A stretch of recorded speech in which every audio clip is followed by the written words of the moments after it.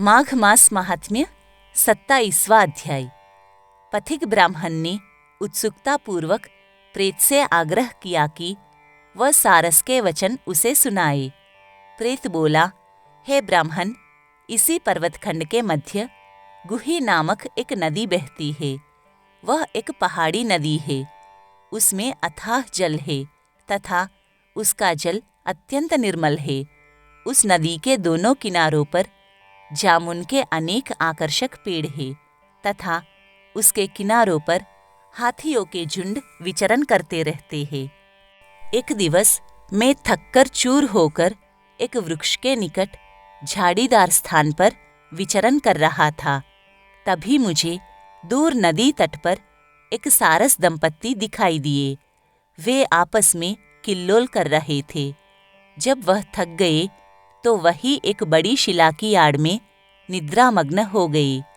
जिस समय वे निद्रामग्न थे तब एक लाल मुख वाला विशाल बंदर अपनी पूंछ फटकारता हुआ उधर से निकला।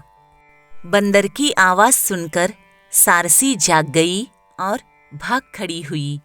निकट के तमाम पक्षी भी भय से चीखते हुए भाग गए, परंतु सारस की निद्रा भंग नहीं हुई।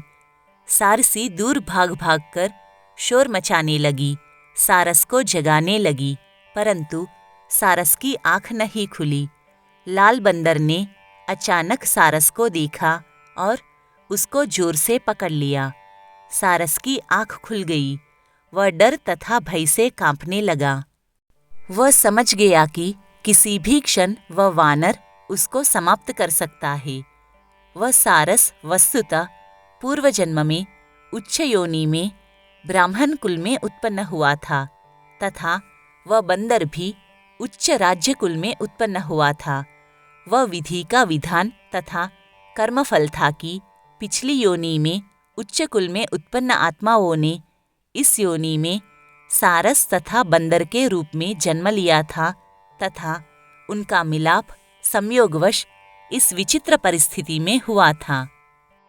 सारस ने कहा, हे वानर, तू पिछली योनि में विंध्याचल पर्वतेश्वर था तथा मैं तेरा कुलगुरु था।